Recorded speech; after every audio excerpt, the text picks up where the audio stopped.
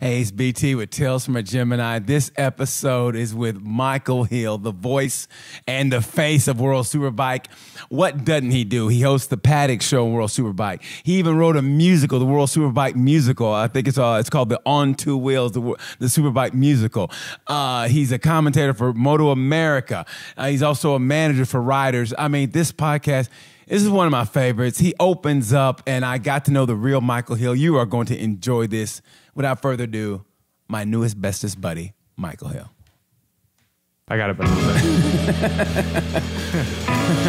Hey, I'm going to cut the music off early because he's got to go. But I want to hear the beginning part. You know I love the beginning part. 1, 2, 3, and... Hey, it's BT with Tales from a Gemini. Let's get right to it. Let me tell you something, man. The guy I'm introducing to you now, and I mean this from the bottom of my heart, if there was ever a me... An English version of me, it's this guy right here. When I first met him, I was like, oh my gosh, this is me. This is literally me. I met him in Laguna Seca at the World Superbike race. And this guy, let me tell you something. He is the white James Brown. James Brown be like, hey, you want to take a little break now? Take a little break now. You work too hard.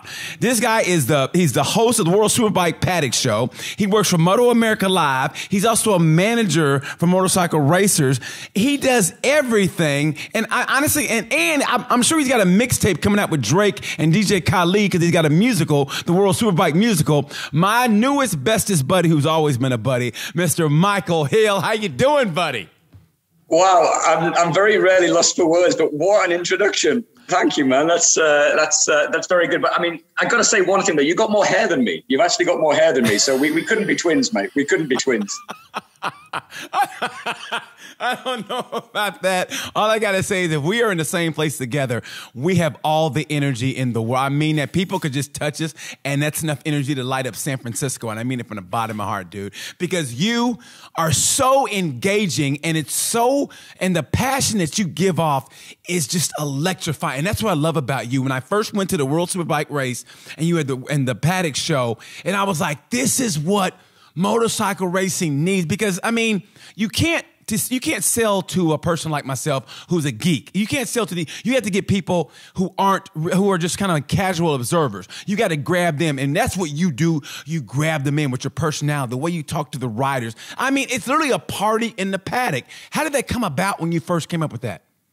From the World Superbike side of things, I mean, I started out as a journalist 15 years ago, a bit longer, and just really by being in the right place at the right time. I was asked to go and do a grid walk in Assen for Superbike News back in the day when we didn't have all of this technology recording on Zooms. It was literally the big 10-kilo battery packs and the big headsets, you know, and I was like, I don't know, I've never done anything like that before. I mean, I did drama school and things like that. So I was always kind of into being a little bit extrovert and a little bit out there. So I was kind of like, why not? You know, biking is my passion. Let's go and give it a go. So yeah, I did the grid walk in Assen, which I loved. And then from there, it just kind of spiraled. So, you know, I was very lucky with Superbike News to get a break. And my mum and dad have always encouraged me, you know, if you believe in something, you know, if you want something badly enough, then go after it. So I just didn't really take no for an answer. I was a bit of a pain in the ass and just kind of knocking on everybody's doors. And I remember saying to Heather Watson from Ducati, she was the press officer at the time, I got to interview Checker. Michael, there's no time. What about Giuliano then? Let me interview Giuliano. Michael, we have no time. So I'll come back tomorrow. And I'm sure in the end, they just let me do these interviews years ago just to get rid of me because I was just a complete pain in the ass, you know. But I wouldn't take no for an answer. And I just kind of knew that, you know, I was working in the city. I was working in banking technology, which is miles away from what I do now. And I just kind of thought, no, this is a different career, but I love this. You know, I love the sport. And if I can put a little bit of me into the sport and kind of sort of put some of my passion into it, who knows what'll happen. So that's how it started. And then obviously Dorna took over the World Championship sort of 8-9 years ago now. And I was lucky enough to be kept on by them. And then yeah, basically I was working across different departments. As you probably would have realized, I was still doing some TV stuff with World Superbike at the time and splitting across the Paddock Show. You know, it was kind of all different departments. So they kind of centralized a lot of things, and a decision was made after talking to me to sort of move into the marketing department and kind of be more on that side of things, you know. Not that I don't like doing the TV stuff, as you mentioned with Moto America. I love that. It's a different style of work and a different style of presenting, but you know, with World Superbike, I'm really fortunate that the guys around me, that you know, the whole team in World Superbike have kind of trusted me in a way to do some crazy things that we've done over the years. And, you know, not everything has worked, you know, and some things have come back and bitten me on the ass, but it's kind of, you know, for the most part, it's been a lot of fun. And I mean, it's kind of like you, like what you say, like you get up on a morning and you get to do a job that you absolutely love. And it's, you know, not that I didn't like my job in banking technology, but, you know, this is a little bit different. And I love it. You know, I get up on a morning, I'm living and breathing and talking motorcycles. And, you know, like you said in the intro, you know, what people see when I'm presenting on the Paddock Show is me. That's genuinely me. That's not an act. It's just, that's who I am, you know? So it's nice to be recognized for sort of doing something that people can sort of warm to, I guess. And, yeah, I mean, right now I'm just riding the crest of a wave. I'm loving my job. I think World Superbikes is in a great place. It's just a shame that we don't go back to the US. You know, that's the one thing that I do miss, is not having the round at Laguna or at another track. But who knows? Maybe in the future we will go back. But yeah, that's kind of how it started. Sort of being in the right place at the right time. Just being a complete annoying pain in the ass teenager that was just kind of like, this is my big chance and I'm going to do it. And you know, and fortunate enough that it worked out. So yeah, I'm really blessed. Well, I think honestly, it's a combination of, you can be a pain in the ass, but if it's a pain in the ass and a person sees it's genuine and you're passionate about it, and it's not a job where somebody's like, I've got to get this lined up because blah blah, because I got a deadline, and that's different. I feel like, the hell with this guy. But when it's a passion and you can tell somebody really wants it and they keep trying and they keep knocking the door, you have to let them in. I mean, when somebody shows you that this is what I love to do, I want to do it, and you'll sleep at their doorstep just to get your foot in the door, they have to let you in. So, and that's what it's like when you go to that World Superbike paddock. When I first met you, I was like, yes, you can't fake the passion that you have. You can't fake that. I remember you had Sykes on the on the dais, you know, and you were talking to him. He talking about like, how'd you set that lap record? And he goes, you just got to have big balls. And we all laughed. Yeah, that was with Giuliano. I remember. Do you know what? I was talking to. I can't remember who I was talking to now. It might have been Greg Haynes, who's a commentator for Eurosport. And we were talking about Laguna, and we were talking about, because I'd just been back there for Moto America, and everyone was talking about the corkscrew. I said, no, I said, and it's funny that you bring that up. That's a memory that I have in my head, that it was Giuliano, Sykes, and Sylvain Gintoli on the Paddock Show.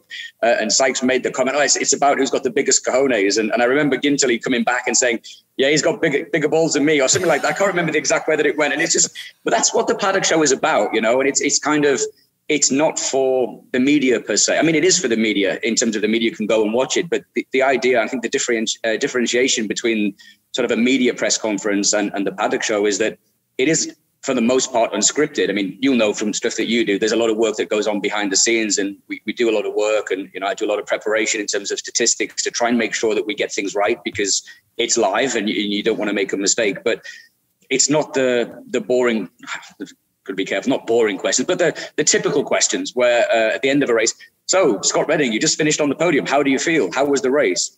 Okay, that's great. I understand why those questions are asked in that particular moment, because it's for TV and for commercial reasons. And I get all of that. But the Paddock Show is developed into something that is really for the fans, and, you know, something that, you know, I was a fan as a kid. So the fact that we can actually bring fans into the championship, you know, and I think you've been there in the years when, okay, we've got a 15-minute chat show with these riders. One question from me, right? Who's got a question for Sykes? Who's got a question for Jonathan Ray? And remember the first year in America when we did that, because we hadn't been there for many years, and there was just kind of like crickets, like nobody spoke. Yes. And I was like, oh, that's not what I expected. Like I honestly expected everyone to go crazy, and it took them like maybe 2 or 3 hours of the show for them to actually go, oh, this is not us just watching a show. We're part of the show. Yes. And that's, I think you were there, and I ended up coming off the stage and actually doing the commentary. I think I sat down next to some lady, started drinking a soda, and she's like, yeah. but you're the guy that's talking, right? And I was like, yeah, but this soda's great. Go and get me another one. You know what I mean? It's kind of, she was like, what the hell is this guy doing? Like Scott Russell was there doing a Super Bowl commentary with me, and everyone's just kind of like scratching their heads like, we've never seen anything like this. And I think that's what we've tried to do, is just make it accessible. But, you know, Superbike's always been accessible. I remember being a kid in 1988, going with my dad to Donington Park, first Superbike race I ever went to as a real sort of small kid. And, you know, being able to sit on Fred Merkel's roomy Honda. And I still have the picture, sitting and talking to Fabrizio Pirovano as a, you know, 5-6-year-old or whatever I was maybe a bit older. I can't remember how old I was at the time, but, you know, it's kind of, yeah, it's always been accessible. And I think now we're just in a different place with World Superbike. I think the racing is good. And I think we live in a digital world now as well. So a lot of the things that we do on the stage now, back in 2010, 2008, before I was involved in it, you wouldn't have been able to suddenly send a tweet or do a live Instagram for people to see what it was. So I think that all of those things combined has helped to push it to what it is, you know, and I'm just a small part of it. I mean, I know you're a presenter, I'm a presenter, so I'd be lying if I didn't say, of course, there's an element of it where if fans are wanting pictures or autographs, or the little kids want to sit on the bikes, you're the guy that can tell the security guard, just go and have a tea break, mate. Let the little girl sit on the bike. Like, she's not going to ride it off. Like, it's, you know what I mean? That's nice, you know. So there's an element of that, but for me, I'm just a really, really small part of a huge, big championship, and you know, the stars are the riders, and they always will be. And I think I see my job really as a way of being able to bring the riders to the fans. And I think that's in my head how I've tried to position a lot of what we do, rather than, you know, there's various championships around the world where if you want to see the riders, you end up walking around trying to find the riders. Yes, where with World Superbike, what we have now is the paddock show. And that's kind of the center, that's the heart of the fan zone. So we'll bring the riders to you. So you want to see the riders, be here at 4:00 and don't leave until 8:00, and we'll bring every single rider and we'll do the work for you. And I think that's the biggest difference. Well, let me correct you on the World Superbike it's not good. It's great. It's not good. It's great. And I mean it from the bottom of my heart. It's great. Now, it sells itself. Like I said, the geeks like me who stay up 3 or 4 o'clock in the morning, who have nothing else to do, it sells. I mean, the racing is not good. It's great. And if you're looking in from afar, like, hey, I wonder what this is, you're going to be, oh my God, this is great racing. But everything else reels you in when the guys come in from battling each other, and they coming through like it's kind of like the Soul Train lineup. You know, they're coming down. They're coming down, and the fans are going crazy, and they're high-fiving them, and Top Rack is doing a stoppie, and you're like, and you can almost touch him as he's doing a stoppie, and he's doing like a little stunt show where like, honestly, it's like something out of a parking lot stunt show, but it's an actual rider. I mean, the fans are involved. It's like it's a party, and you can't help but gravitate to that. And this is throwing no shade at all to World Superbike, but it's kind of like it's the little baby brother to MotoGP, and that's no disrespect, because I love racing, and we know there's Formula One and there's MotoGP, and then everything else trickles down. And like I said, get that casual fan, you do what you do. The karaoke, my God, man! I mean, you watch it and you cannot help but just laugh and have a great time. When I think Katasan, when he sang that song, and you know he's English, you know, I mean, he does a great job, don't get me wrong, but you know it's spotty. But when he sang that song, you can't help but have a smile on your face. You watch it and you leave there going, I mean, that's a ticket well spent, no matter how much they paid to go to that race. And I guarantee every fan, I mean, every person that went through that gate left going, damn, that was a good weekend. And that's what you bring I'd like to think so. And I think it's funny that you mentioned the karaoke and this kind of concert that we now do. It's we do it every year at Donington. We have them for 5 or 6 years. So we partner obviously with Two Wheels for Life, which is the charity of MotoGP. They have the Day of Champions and various online auctions and stuff. And I've been an ambassador for the charity for more than a decade now. It's I think what they do is fantastic. And you know, if anyone isn't aware of Two Wheels for Life, and you can check them out online, but they basically raise money through selling riders memorabilia and various experiences that you wouldn't normally get on a day-to-day situation or a day-to-day basis, and all of that money basically goes into buying motorcycles to allow or to facilitate doctors around the world to reach where you normally wouldn't be able to drive a car, or it takes you hours and hours to go through the mountains. They use all that money to buy medical equipment, but most importantly, motorcycles. And that's how the doctors and et cetera get around to treat these people in some really remote places. And then especially, not wanting to talk about COVID and the pandemic. I don't want to say the dreaded C word on a podcast. Come on, my mom's listening. I've got to be careful. But, it's kind of, we've all had a really shit time for the last couple of years, in whatever walk of life, and whether you've lost somebody personally, we've all been affected by what's happened. And Two Wheels for Life kind of also changed a little bit of what they were doing. And they've been really, really instrumental in fighting COVID, certainly in the UK, and certainly with things that they've done and initiatives that they've done within the motorcycle world, which now means that we're back having full open paddocks. We can do the paddock show again because, there are various initiatives out there, which is, and Two Wheels for Life have been part of that to help speed things up and make sure that things can happen. So, that's a little bit about the charity. But the story about this came about. I mean, the only thing that ever gets me to turn off my phone, and you'll know, we've chatted on Twitter, and sometimes it'll be 3 a.m. and I'm still busy beavering away, and it's because I've got no friends, you know what I mean? And I've got no hair to do, so I'm kind of, do you know what I mean? I'm just kind of like, oh, what am I going to do tonight? Let's just spend another 3 hours on Twitter and seeing what's happening in the Asia Road Racing Championship then, you know? It's kind of whatever it happens to be. So, but the way that this actually came about was the only reason I ever turn off my phone is if I go to the theatre. So I have a big respect of performers and obviously behind the scenes as well. And I've done sort of amateur dramatic stuff in the past when I was younger. So I can go to the cinema and watch the latest Lord of the Rings movie. Yes. And a text message will come in and I'll still happily text through the film. And I'll have like my friends with me or like ex-girlfriend in the past. Like, will you put your phone away? Like, we're at the cinema. No, I'm not, whatever, you know. I go to the theatre from the minute I walk through the auditorium door, get my beer or my wine or whatever it is, sitting down in the order, and that's it. My phone is off. And like, you better not even talk to me. I could have gone with you. We could be my best friend. You could be talking to me about the show. Don't talk to me, man. Like, I'm watching the show. I want to appreciate absolutely everything that's live. So it was kind of a bit of a joke that in the beginning, I was kind of like, this was maybe 2014, 2015. I had this idea of writing a Superbike musical, just as you do. All my great ideas come when I'm in the bath, by the way. And there's a vision that people just don't want to think. So are you in the shower or on the can? No, for the full bath, like, yeah, literally submerged, bubbles, rubber duck floating by. Do you know what I mean? That's where I get my inspiration, man. So I'm not even joking. I'm really not even joking. In fact, you're very, very lucky that I actually got out of the bath and actually put this on, because we could have been doing this podcast in the bath. But yeah, believe me, the viewers don't even want to see that. So, but yeah, no, joking aside. So I had this idea maybe, I don't know, 6 or 7 years ago. Wouldn't it be really cool if there was a Superbike musical? You know, because there's been various musicals and plays written about, you know, the Great Escape and things like that, where they've used motorcycles, and like the first female to sort of circumnavigate the globe on a motorcycle has been made into a play. So there are things out there, but not really related specifically to racing. So I was kind of like, oh, it'd be kind of cool to do it. And I kind of played around with some ideas, but just, it was hard. I mean, it's hard to write a musical, believe me. Yeah. And I was like, I'll park it. So I didn't think anything about it. And then we went to Donington for the British round, maybe 2016, 2017. And obviously working with the charity and the fact that the paddock show was growing at the time. And I thought I'd like to do something in the British round just to see if it works, you know, rather than just doing the conventional a question of World Superbike and asking questions. What if we did something a little bit quirky? What if we got the riders to sing?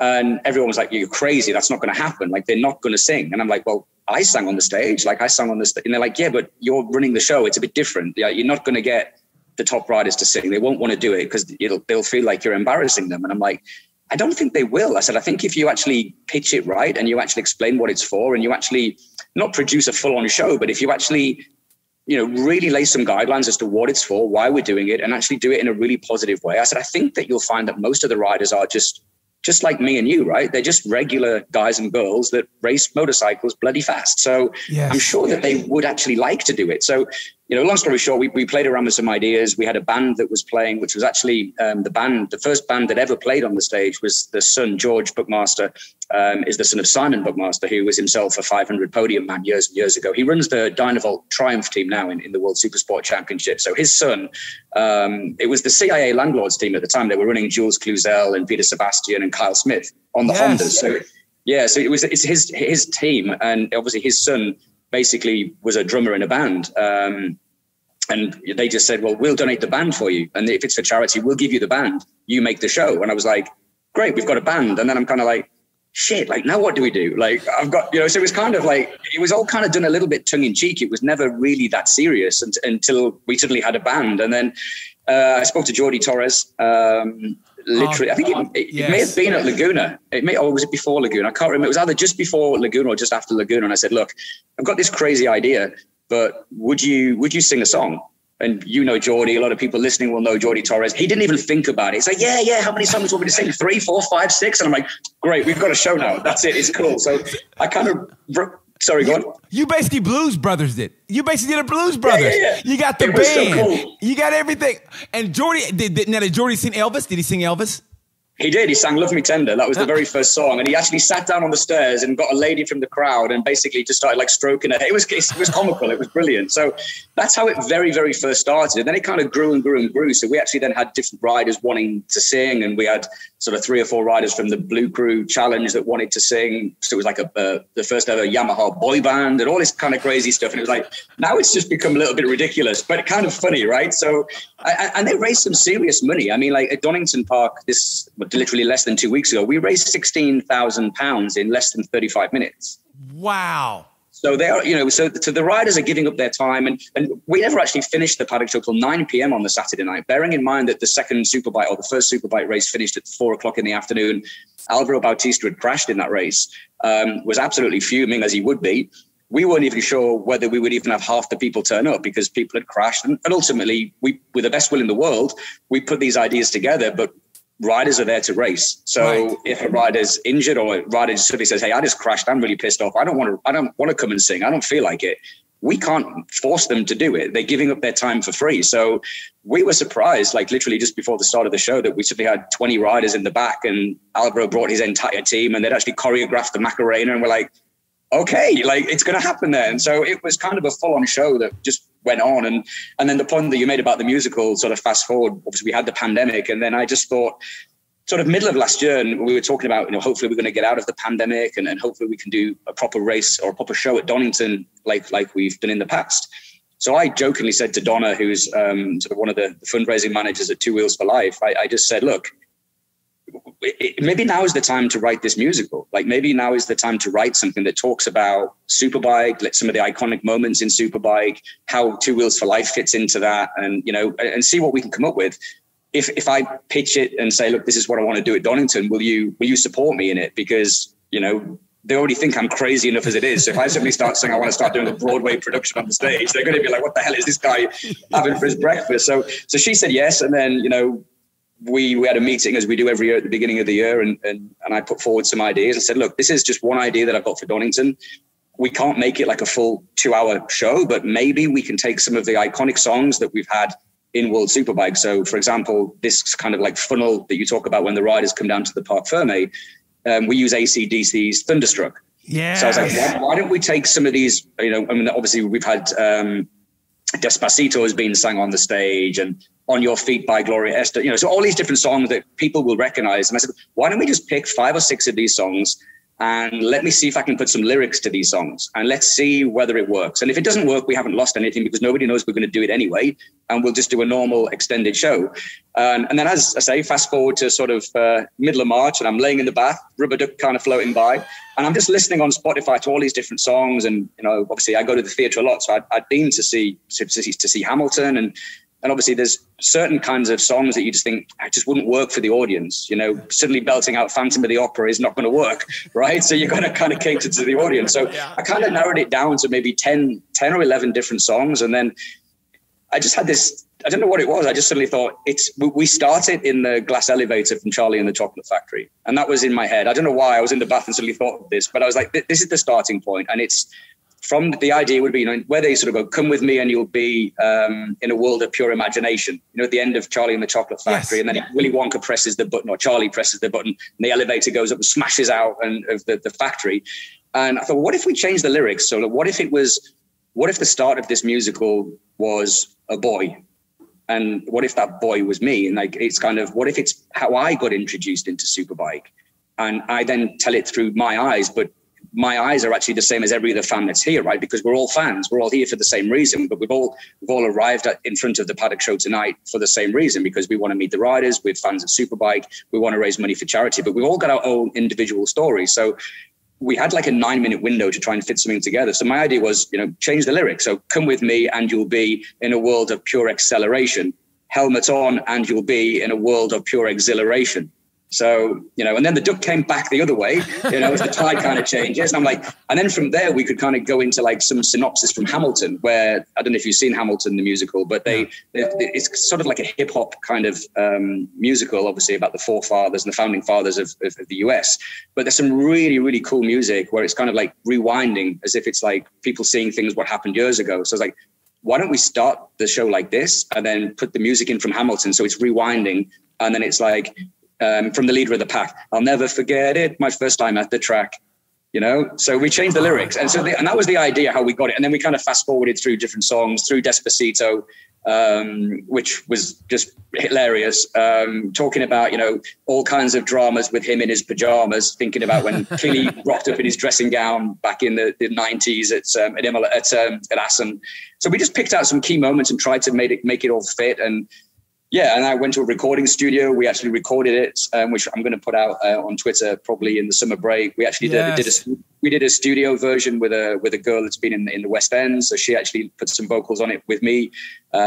We did a video as well, which was really cool. So my idea was that if it's going to pour down with rain at Donington and we can't perform it live, I still want to perform it, so we would do it as a video. So we did it as a video with a full auto-tuned sound effect. Nice. So we've got that, which we'll put out in the summer break. And it was just 9 minutes of complete hilarity, and I ended up coming on with a great big wig, inflatable guitars. I saw that. It was just a complete load of fun. And I'm not the world's best singer, but the whole point was just to do something. It was a one-off performance. It will never be performed again.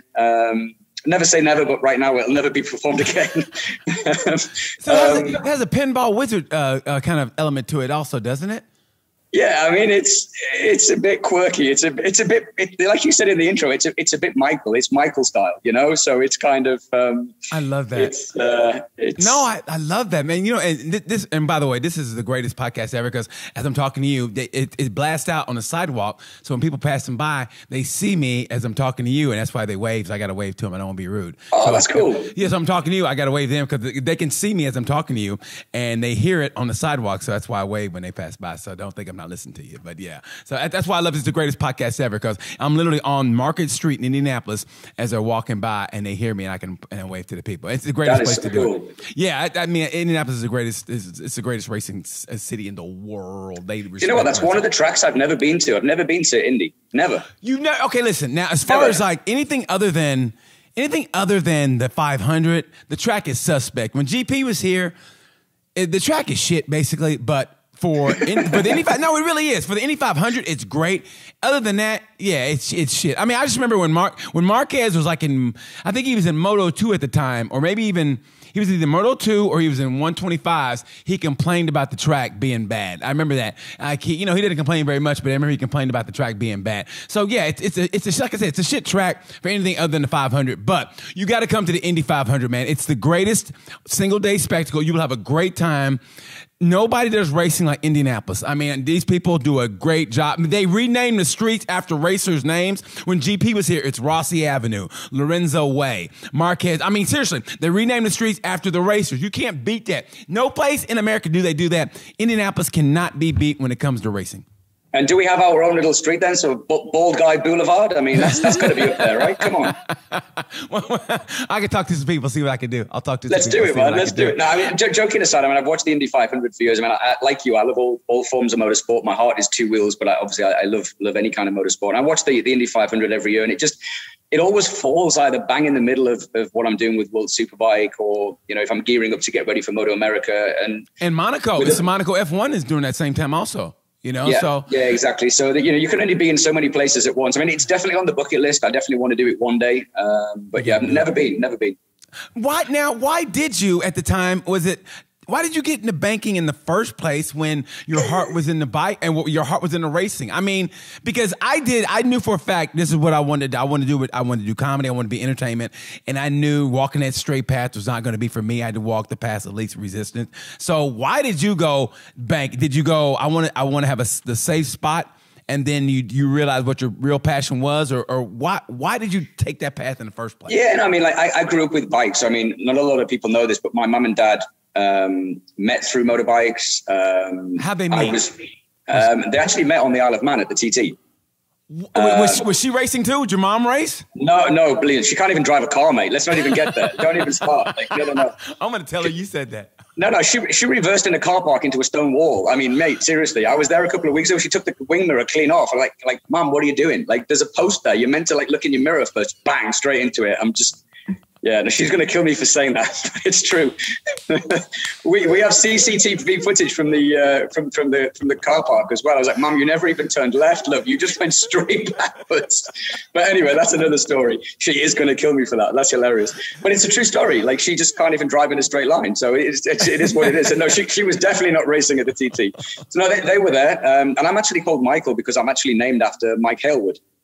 Are you serious? Yeah, seriously, that's a true story. Yeah. My mum wanted to call me Richard, but then I would have been called Dick for short. So that's kind of Dick for short or just Dick Short? well, again, that's another podcast, mate. The midnight show is tickets on sale later on. But no, joking aside, I am actually named after Mike Halewood.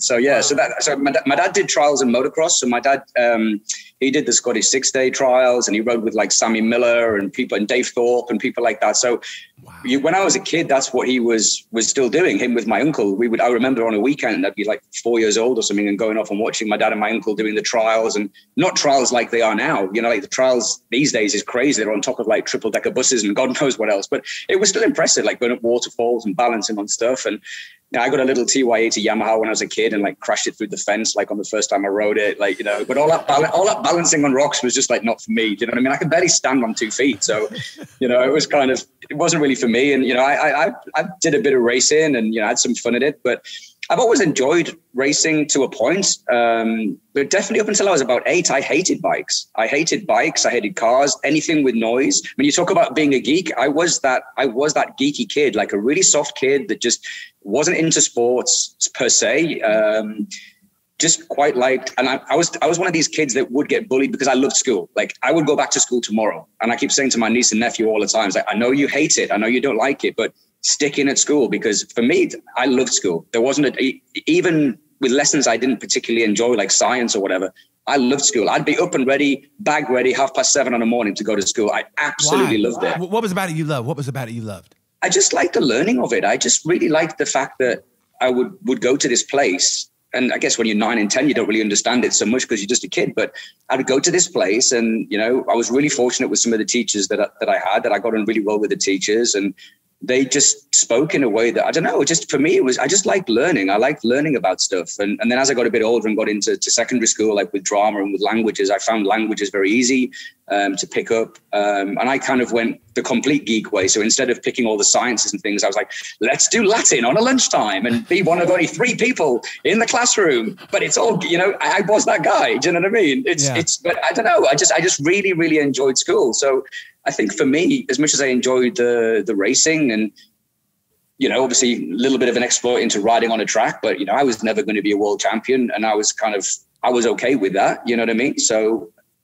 I never really thought of having a career per se. I thought about maybe team management. But obviously I was sticking in at school and college and things like that. I got some good results in school. And then it was a case of an opportunity came up, and it was like, well, do you fancy working in the city and you can head up this department? And, you know, I was going in and doing meetings with CEOs of Santander Bank in Madrid, you know, in the banking technology. So I was kind of still presenting, but just in a very, very different way, in a very, very professional business way as an early 20-year-old, you know. So that's what I did. And then, like I said, I got this opportunity to go to Assen to do this grid walk. And it was kind of like, I don't know, why not? Let's give it a try. And, you know, my mum and dad were like, just go for it. Like, you've got nothing to lose. Like, you like racing and you never stop talking. So why don't you go and do it? And it was just something in Assen. And like I said, I still speak to Frank now from Superbike News. They're like an online news site now. And I will be forever grateful to that guy, because, you know, he could have picked anybody, and he took a bit of a punt on some guy that, you know, I was writing a few articles and just doing my own little voice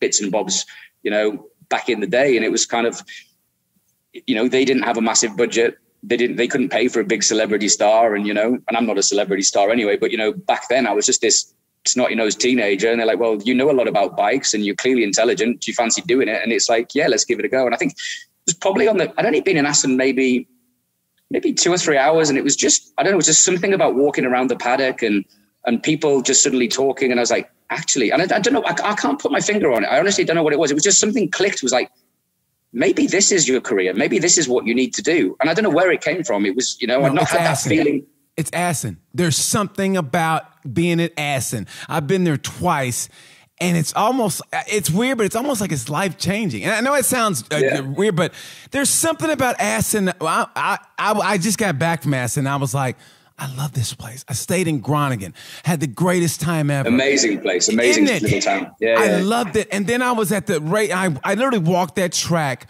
around 3 or 4 times. And my lazy ass, I walked that track, and I was just like, And a feeling of emotion came over me, and I love that. So I think it was a combination of like, hey, how'd you get your chocolate, my peanut butter? And that's what it was. Yeah, like it was you, your passion meeting Aston, and when those two meet together, it's like magic. And that's what it was, man. And also, before I forget, you mentioned 3 or 4 times in this thing where you always mention kind of like drama. Is there maybe a chance that you're going to you're always in California. Maybe, you're going to get an agent, maybe try to act maybe while I see you on the silver screen, maybe? Do you know what? Like, it's funny. Like, a few people have said to me, like, I've done like amateur dramatic stuff. So I did some stuff in the West End, the Boy George musical Taboo. So I was in part of that for 2 or 3 weeks, years and years and years ago. And I was the narrator in Blood Brothers years ago. So I do like acting, and I do like being on the stage. I'm not going to lie, but No. Yeah, no, you'd never have guessed, would you? Right? But no, I don't know. I think right now I'm happy with what I'm doing. Don't get me wrong. Like, I think there are still things I would like to do, and I have explored. Funny you mentioned about having an agent, because I've explored that for other work in the UK, but it's so hard, like, to get a show reel and to do things in the correct way, and I don't want to do something half-hearted. So I don't want to do something that's going to, not necessarily be the right thing for me. So, and I don't want it to jeopardize what I'm doing right now, because, I've worked really hard to get where I am, and I really enjoy where I'm at. So I'm comfortable with where I'm at. But, if an opportunity came along to do, I don't know, a reality TV show, or if I could be involved in some documentary or something, then for sure I would, and I think, as I'm in the States quite a bit with Moto America, and I'm going to be back in the States in December for Scott Redding's wedding in Hollywood. So I'm probably going to take a few extra days and, maybe have a look and see. But I'd like the idea of, obviously you've had like the James Corden show, right? When he's been over there and he's interviewing, it's more actors and things like that. But I kind of see like I'd like to do kind of a TV studio version of a Paddock show, but not a Paddock show, but kind of where you're interviewing guests, but there's a bit of humor, there's a bit of singing, but it's connected to motorsport in some way. I'd have to do you know what I mean? I haven't thought about it too much, but be the guy behind the desk, but all the guests are sport related, but it's jotting ideas down. Keep jotting ideas down. Honestly, just keep a pad on you. It's like comics do. Just keep jotting ideas down. It has to be a complete idea, and then it'll formulate. It's weird because it'll come to you at the weirdest time. Maybe when your rubber ducky is going across. I was going to say when I'm in the bath again. When you're in the bath. All those ideas, and I always tell people this always, is that sometimes my best ideas come is when you're quiet in the morning. If you can wake up and there's no one there, don't turn on TV, and just be quiet for like 15 minutes, take your shower, take your bath or whatever, and let those ideas come to you. And being quiet or being still for 15 to 30 minutes in the morning makes all the difference in the world. And with your creativity, it's gonna come, man, because you have that. I mean, you have that magnetic, like I said, you're boom. You're like a positive magnet. You just boom, it comes to you. I say, let the reality show be you. Follow you around, because you're a jet setter. God. I mean, you really are. You're a jet setter. You're all the time like, you were cool now, but hey, you got to get out of here and go to the Czech Republic. And then you're there. You're doing a Paddock show. I mean, it's like you're a sizzle reel on your website. It's so damn good, man. It's like Thank you. You have everything. Jot those ideas down. Something will happen. It might not be on the major networks, but who gives a shit? Be on something like FX or whatever that's going to let you have creative input, where they go, now you're talking FX. My favorite TV show is American Horror Story. So if I saw Bryce that. Falchuk or Ryan Murphy are listening to this podcast, I'm your man. All you got to do is pay my flights. I'll do it for free. I'll do it for free. Just give me a cameo on American Horror Stories, and then that's it. I'd love that. I can see you doing that, dude. I really can. I love that show, man. I love that show. I mean, people are going to listen to this going like, this guy is all motorsports. He's theater. He's American Horror Stories. Like, what is wrong with this dude? Are you a Gemini? I'm not. I'm Pisces. Oh, I honestly, when I was going through, I said, this guy's got to be a Gemini, because he's like me. He's this, he's that, he's this. I mean, you got your, like you said, when you said theater, my favorite thing in the world doing is going to the late show, late movie on a weekday night when no one's there. I mean, that way it's just you in the theater. It's the great. Yeah. There's this kid that ruined the last Mission Impossible. I wanted to throw this kid right through the screen. It was like a 4-year-old, and he kept talking. And I want to say, if you don't do anything with this kid, I will. And I was this close to picking him up. No, I'm not going to say. But anyway, he got on my nerves. So I love going to a movie, weekday night, the late show at about 10 o'clock. No one's there. If they are there, I love it. Why don't you have a job? And so that's the way I look at about it. I mean, we're like this, and I love that. And what I want to ask you, being that exuberant personality. Has there ever been a time, and I'm guilty of this, where you talk to a rider and they really weren't about that? I mean, like maybe their head was someplace else, or whatever, but you kind of pissed them off a little bit, or you could tell, like, I don't think he's with what I'm putting down here, and you had to kind of like, exit stage left. Has that ever happened? Yes. Can you tell what rider it was? Can you tell? No, I won't because I'm only just back on speaking terms with them. So no, I'm joking. I mean, no, there has been, and I think you'll know what it's like as well. I mean, in that moment, the rider finishes a race and there's emotion, right? Yes. And a whole load of emotion, whether they've just won, whether they've just, finished second or third, or in some cases, especially with what we do on the paddock show, like you will maybe remember from Laguna, we also bring the riders that have the fastest lap or the pole position, but they might have just crashed on lap 7, right? So the last thing they want to do is come to the paddock show and celebrate, hey, we got the fastest lap, but we got no frigging points.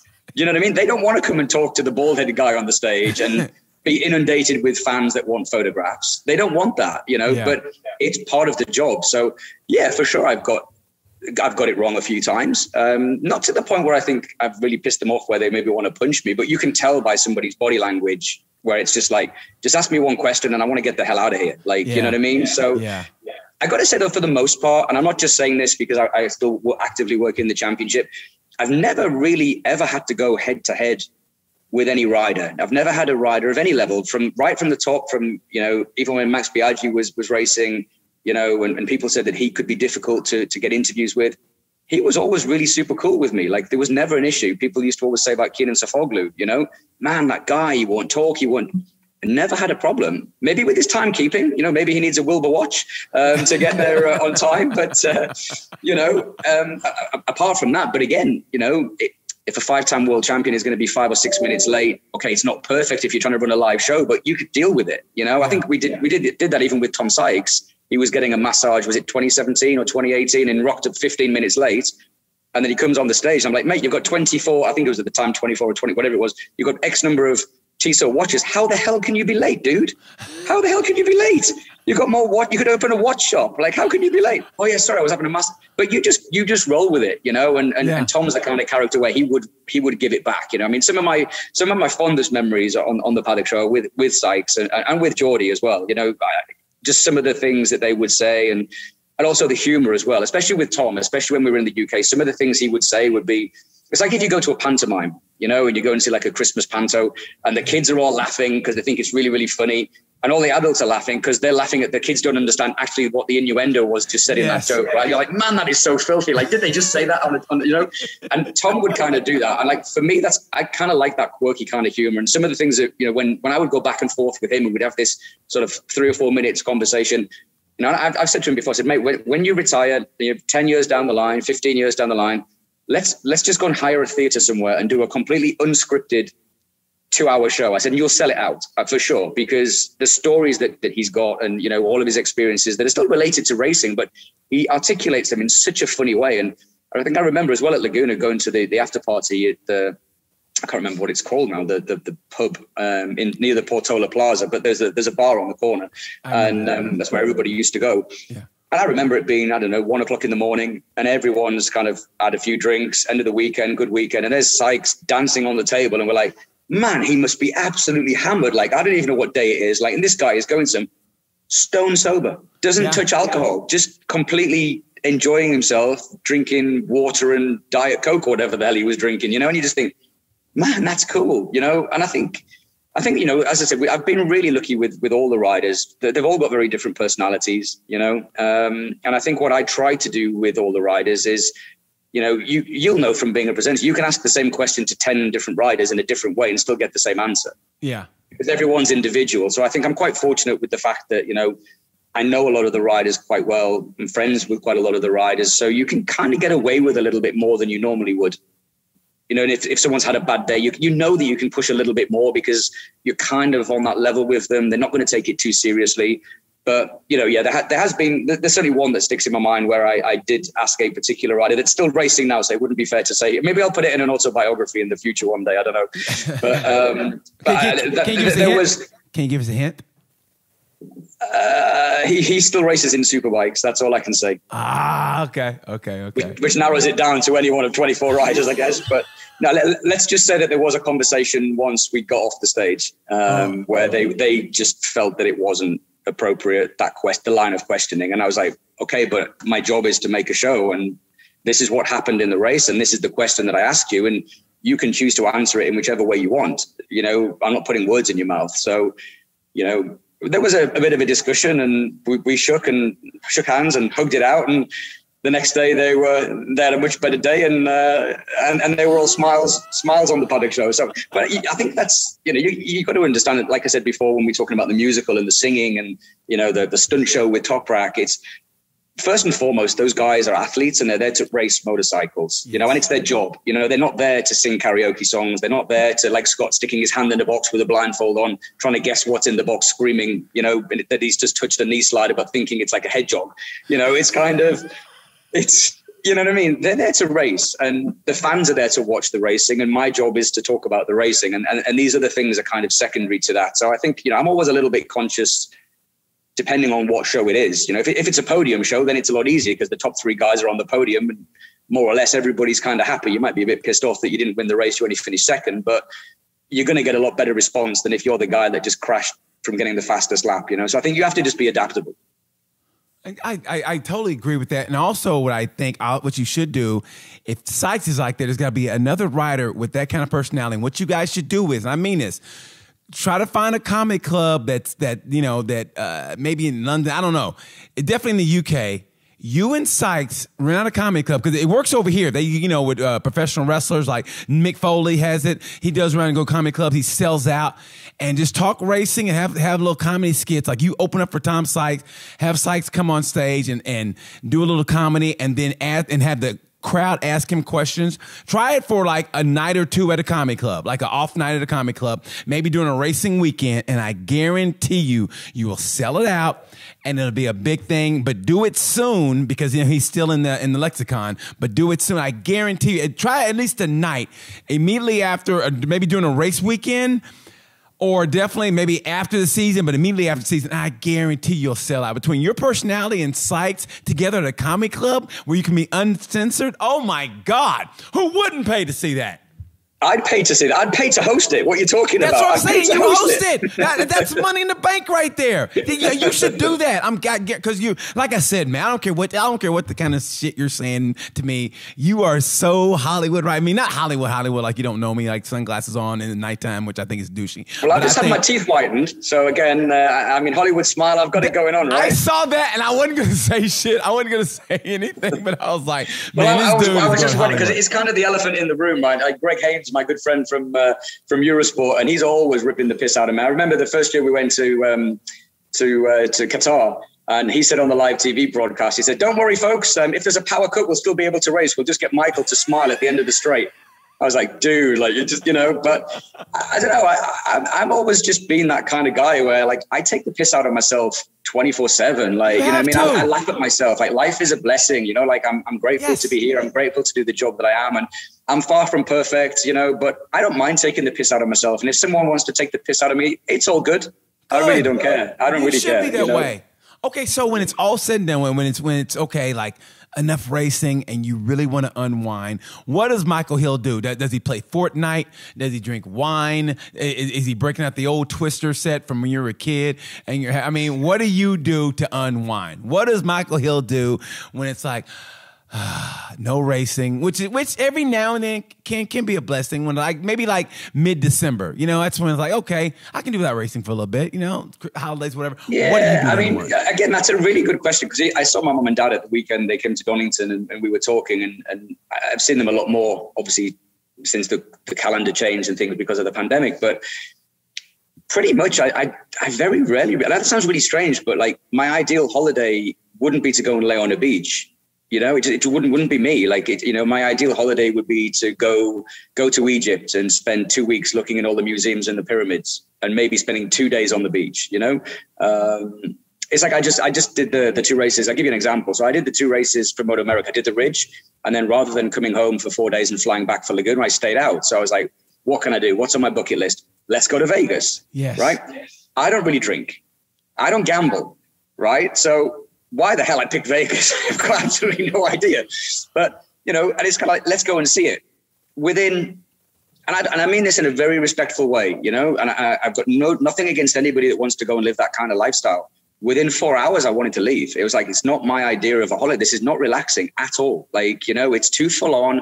I don't want to go and sit in the pool party. I mean, I paid, I think it was $50 to go to the pool party thing, what it was. But then they were going to charge me like $150 if I wanted to lie down on like a sun lounger thing. And then you had to spend $100 on drinks. I'm like, well, that's a hell of a lot of soda water that I'm going to be drinking, right? So I'm like, you know, I think I sunbathed for all of like 15, 20 minutes. And then I literally went back in the room and started watching back old races from Laguna, knowing that Laguna, and that's a true story. Oh, that's a true story. I have no, like I said, man, almost like Ken. I mean, granted, I don't drink a lot, but when I do, I drink like mojitos and. Yeah. I mean, don't get me wrong. I'm not like completely teetotal. Like, I can go out and have some beers and you know, as I said in Vegas, I did catch up with one of the mechanics and his family and girlfriend. And we went like to, what's the name of the street? The old street. Oh, I know. Downtown Vegas, right? Fremont Street. Yeah, Fremont Street. Yes. And that was cool. We were out till 1 a.m. I was drinking, I was dancing, had a good time. So I can relax in that way. But, you know, during the season, I mean, what do I do to relax? Bloody hell. I like going to the theater. I like going to to theater and things like that. So I do tend in the winter to go a lot with friends, you know, to see various plays or musicals or whatever. Not kind of into the whole ballet opera kind of thing, but you know, I appreciate going to that. I like spending time with family, which is something that, you know, I didn't really do in the last 4 or 5 years because my schedule was so busy. So I think the fact that, you know, COVID for me was it's going to sound weird what I'm going to say, but it was kind of a blessing because it allowed me to reconnect a lot with my family, which not that I didn't, it makes me sound like I was estranged from. If I wasn't, like, we would speak all the time, but it was always Zoom calls or did you make it to Indonesia? All right. Yeah, I'll see you tomorrow. Cause I'm going to, you know, it was kind of like that. And obviously my parents are getting older now and, you know, dad was a little bit sick. So I think the fact that, you know, having that time now, like in between races, like I came straight from the US, I went straight to Donington. They came to Donington. Then I went and spent 4 days up north. Like I bought a property up north. So that's probably, I guess now you would say, what am I doing to relax? I'm renovating a house, which I've actually called Laguna. I saw that with the stairs. That's your corkscrew. So I guess historically, probably theater and kind of just hanging out with friends, but nothing crazy. I live quite a simple life, which is kind of weird, right? A lot of people would think that because, as you've said, I have this quite outgoing personality, and what you see is what you get. But kind of behind closed doors, I'm quite quiet. Like I would quite happily come home, unpack, put the washing in, put the TV on, have a cup of tea on the morning with a slice of toast. Like I don't live this big extravagant life. And like I know a lot of people maybe don't think that. And the messages that people on Twitter, oh, you're here, there, and this must be great. And I'm like, but my life is not really that. My job is like that for sure. And, you know, and I wouldn't change that for the world. But behind the scenes at home, I'm quite a simple guy. I'm not this big extravagant party guy. I'm not very outspoken. I like to keep myself to myself, you know, but definitely, I would say previously it would have been relaxing at theater and stuff, but now definitely it's kind of theater thrown in with a little bit more family time. Because I think I'm appreciating now maybe 4 or 5 years of not necessarily, not that I couldn't devote the time, but I just physically wasn't in the country. So I can't see family, you know, and I think seeing dad in hospital, in 2020 was a big wake up call for me to just kind of go, shit, like this could be the end of it. Do you know what I mean? And it's going to happen definitely at some point. You know, I don't want to turn the podcast into a somber thing, but I think for me, it was kind of it was a bit of a wake up thing to be like, geez, like I need to really treasure like these moments now because, you know, he's not getting any younger and, you know, my schedule is getting busier and, you know, if something did go wrong, you know, and sadly, you know, that was the end of the road for him, then I've lost a lot of time by not spending time with him especially when I look back now and I'm seeing things, maybe because I'm just getting older now, you know, like when you're a kid, you see things very differently. Like, not that I wasn't a selfish kid or a spoiled kid by any stretch of the imagination. I was brought up by 2 great parents who taught me right from wrong. Like I won't even say the word shit in front of my mom because she'll still slap me around the back of the head. Like, you know what I mean? It's like just the way that I was brought up, but I was always brought up to value the price of anything, you know? So it was like, if you want pocket money, you have to work for it. You have to earn it. We're not just going to give you £1 or £2 or £5 a week. Is your bedroom tidy? No. Well, you're not getting any pocket money this week. Do you know what I mean? All life lessons that when you're a kid, you don't see that. You're like, oh my God, my parents, the worst parents. Like, you know what I mean? And I remember talking to friends at school. I can't believe you got £10 pocket money. I got £3.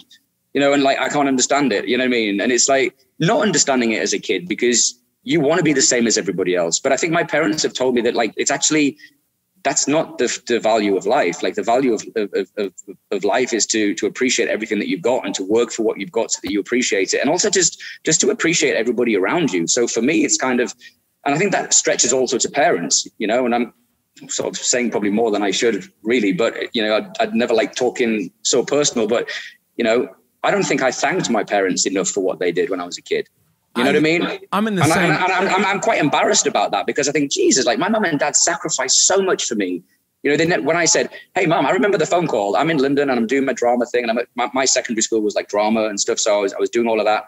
And then obviously I'm working in banking and mum and dad are proud and that's all great. And I'm going to go to Aston, Dad. Right. Okay. Enjoy it. Aston will be great. Me and your mum have been there. Have a good time. Yeah. And then kind of, you know, you fast forward a few years and it's like, Mum, I've got something to tell you. And I remember my mum looking at me, she'd be like, my God, have you got someone pregnant? Oh my God, I can't believe it. Off she goes on this tangent. And I'm like, no, it's like, I haven't got anybody pregnant. It's like, not that I'm aware of, like, you know, but that's not what I need to talk to you about. Like, I need to actually tell you something really serious. Yeah. And she's like, what's the matter? What's the matter?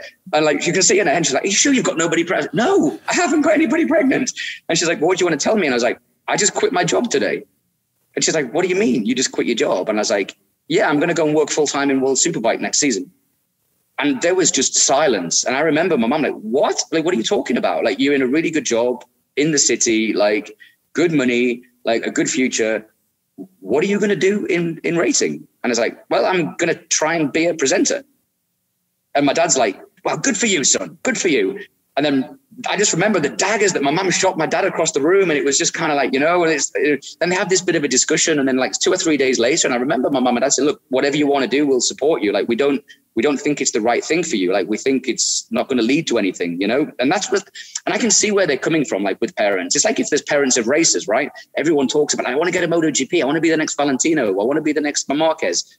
There's a small percentage of racers. How many thousands of racers around the world want to be in MotoGP, and how many are actually going to make it? And I think one of the things that I definitely didn't really appreciate at the time is the fact that, you know, my parents just kept me grounded, you know, and they were, I think the things they told me was kind of like, it might not work out. So yes, you're going to go for this and you're going to give it everything you've got. But if it doesn't work out, have you got a plan B? You know, what's going to be the next thing if this doesn't work out? If you don't make it as a presenter, you know, what if you're not good enough? What if they don't like you? What are you going to do? Because you're closing the door on this career. So, you know, even though in the early days of me doing the job that I do now, I did have a backup plan. You know, I still did other things just in case it went wrong. And I think I wouldn't have done that if it hadn't been for my mum and dad. And that's kind of a long-winded, kind of a bit philosophical for me, and not my normal kind of style. But I think it's, you know, I'm sure there'll be people listening that, you know, when I get asked a lot, what would be the advice if you wanted to do it? I would be like, you got to chase your dreams. Don't let anybody ever tell you that you can't. Yes, right? But you've also got to be realistic that it might not work out. You know, it might not. So you've got to have something to, I'm not saying you have to dedicate all your time to the plan B. Of course not. You have to focus on plan A, but you have to be aware that something in the background might take over, that it might not work out. And, you know, and that was important for me. So I think, long-winded answer, but I think now more time with family when I can. And obviously this new project for the house, which is kind of cool. Well, I think, honestly, if you find your passion and you say, I'm 100% all in, and you say, you know, if it doesn't work, I just think if you're going toward that and maybe that doesn't work, another avenue will open, a door will open where you go, okay, and it'll be almost as rewarding, because with time, with age comes perspective. And maybe that dream that you were achieving, like, okay, maybe that's not what I wanted, but this door here is opening up and it's kind of in the same avenue that I wanted. So, and I'm happy. So it's right. Like, you know what I mean? I'm a firm believer in that. If you go 100% all in and you're looking at this goal and this door opens, you go, okay, I'll take this. And maybe you can backdoor it. You never know. And I mean this from the bottom of my heart. It maybe sounds like I'm being fun, but maybe that, you know, that musical, that World Superbike musical, that creativeness behind that, maybe somebody who's maybe a producer in Hollywood or something go, you know what? That just may work in a weird way over here because I had this idea, blah, blah, blah. You just never know. That's why you chase that passion, because another door is going to open where you can backdoor it and you go, wow, I ended up here. Okay. I mean, I'm just a firm believer in that. I'm a firm believer in chasing this dream. And that's why I loved having you on, because I knew you were going to be this way, because like I said, there's nothing but I feel a synergy between us. And it sounds like I'm being full of shit, but it's the truth. There's a synergy I love about you because it's nothing but positivity. And listen, I know you got to go, but real quick, like, Yeah. For my producer who's 21 years old, he doesn't know a goddamn thing about racing or whatever. And I always try to get him to come in. So if you were going to sell World Superbike to him, if you're going to sell World Superbike to my producer, Wyatt, who I love, but he's a pain in the ass. If you're going to sell it to him, what would you say to him? Like, Wyatt, this is why you should watch World Superbike. What would you say to him? I would say it's high-speed racing. It's accessible. It's family-friendly. It's a whole lot of fun. And you might even be able to sing on the stage. So what's not to like, right? Well, this kid, he doesn't even know. What's his career? Oh, actually, to be fair, what Wyatt, you said his name was, right? Wyatt, yeah, Wyatt, come here. Bring him in. What's his song of choice? I need to vet all applications. Hey, Wyatt, good to meet you. Hey, what's my what a choice? What's your song of choice? I mean, we don't just let anybody sing on the Paddock Show, you know? What is it again? Your song of choice. What's your song of choice? Just like a song I like? Yeah, if you were going to sing a karaoke song to thousands of racing fans, what would it be? Oh, man. He doesn't even know who Pearl Jam is. Yeah, I don't know. I don't know shit. He doesn't know who Pearl Jam is. The world famous group in the world. And I said Pearl Jam. He goes, what's that? And I go, oh my God, I almost killed him. Yeah, I do like musicals, though. Say again? I do like musicals, though. Oh, what's your favorite musical? Sorry, I'm just hijacking your show now, mate. But anyway, I like In the Heights is my favorite, probably. I like Les Mis. I like a lot of different musicals. Oh, cool. That's good. Les Mis is long, though, right? We still have that over here. It's like 3.5 hours long. I mean, yeah, I enjoy it, but it's long, but it's good. It's good. Into the Heights is good. Have you seen Hamilton? Oh, yeah. Hamilton is, I love him. I've seen it 3 times live. Oh, wow. Okay. Yeah. How many shows have you seen? I didn't even know that. So that's sorry, we're just taking this podcast in a completely different direction. I know I've got to catch a flight and I've got to get to the airport. But anyway, like we need to do another one of these shows. Dude, we have to. I don't want you to miss your shit. God damn it. I love you, Michael. I really do. Okay, Mike, 2 quick questions and I'll let you go. Okay, 2 quick questions. Sure. On even bikes, like, I don't know if you remember the IROC series here in the United States years ago when all the racers from all different disciplines they were in Camaros, there were Z28 Camaros, or they were like, so if they had something like that in motorcycle racing, okay, and all the racers from World Superbike and MotoGP raced, if it was between Marc Marquez and Jonathan Rea, who wins? Oh, dude, you can't ask me that. Yes, I can. Shit. I just did. Oh, man. On equal bikes, but the same bike, prepare. Who wins? Jonathan Rea, Marc Marquez. 10 laps. They're so different. They're so different in terms of their styles. And so I was talking to this about someone the other day when they were talking about Jonathan Rea when he made the wild card in replacing Stoner. And they're like, oh, but he didn't win. He didn't win. I'm like, what Jonathan Rea achieved on those 2 races was phenomenal. Yes, he had no testing. You know what I mean? So it's a really, I think it would be a last lapper. I think it would come down to the last lap. I think they're both very different. The riding styles are very different. They all have, they both have very different experiences. I guess it would depend if the bike was more production or more prototype. Equal. Maybe they're all equal. They're all equal. All equal. Everything's. I mean, it's almost like a world. Yeah, it's all equal. I would say World Super Sport bike. Okay, so I tell you what, I would say that if it was 3 races, Marquez would win the first. Jonathan would win the second, and it would be complete carnage in the third one. So I'm going to answer it as diplomatically as possible because I'm still involved in both championships, and I don't want to say something that's going to get me a lot of shit on Twitter. So do you know what? Joking aside, though, I think it would be close, and I think it would be closer than a lot of people would think. I think the immediate sort of reaction, if you put that out on a Twitter poll, my genuine feeling would be that 70%, maybe 60%, 70% would say that Marquez would win. Would be my feeling. Well, I think that's what the majority of people would say. But I could be wrong. But that's what I think the majority of people would say. But I think the reality would be completely different. I think the reality is that on the same bike, with the same testing, and then you go and race, I think it would be really close. I really do. I have no doubt. And I mean this from the bottom of my heart. There's been a couple things that happened in my lifetime that I've seen that hurt me in my heart. That was... and it's weird, and it's real weird. But one time when Gary Coleman died, because I remember his wife was on the phone and she heard his voice, and it affected me. And I mean this from the bottom of my heart. When Jonathan Rea didn't go to World Superbike, and I mean to MotoGP full time, and they said, and he goes, "I'm on the wrong side of 26," and I just remember that, and that hurt me more than any. I mean, you may be the only person who understands that, but that hurt me so deeply. I remember that. I read that, and I go. And that just hit me hard. It almost made me cry. I mean, that's how much I love racing, but it almost made, and I mean that. It almost made me cry. But yeah, and I love Jonathan Ray. I really do. I mean, I love Marquez also. I love them both. I just love racing. And I wouldn't even try to start a fight. I'm not like a ooh kind of guy, but I just want to see what you think. And listen, I know you got to go. I really do. Michael Hill, I know you got a jet. My God, thank you so much for your time. I wanted the ending part was what I wanted from you because we don't know the end in here. We all know this, but I want it in here, and that's what I got from you, and that's all I wanted from you. No, I know. I've let my guard down now. God damn you. People know a little bit more about me, but no, I mean, seriously, man. I know we've talked about doing this for a couple of years and we never got round to it with everything that's gone on. But, you know, thank you for getting me on. I'm sorry that I made you wait so long. It's been a blast. And like I said, I would have happily stayed longer. I've just got a ton of things to do. And if I miss my flight, then there isn't going to be a paddock show in the Czech Republic. So go. Thank you so much for your time, Michael. I appreciate you, man. I mean it from the bottom of my heart. Thank you guys for watching Tales from a Gemini. I'm BT. You know what I say about this time. Peace.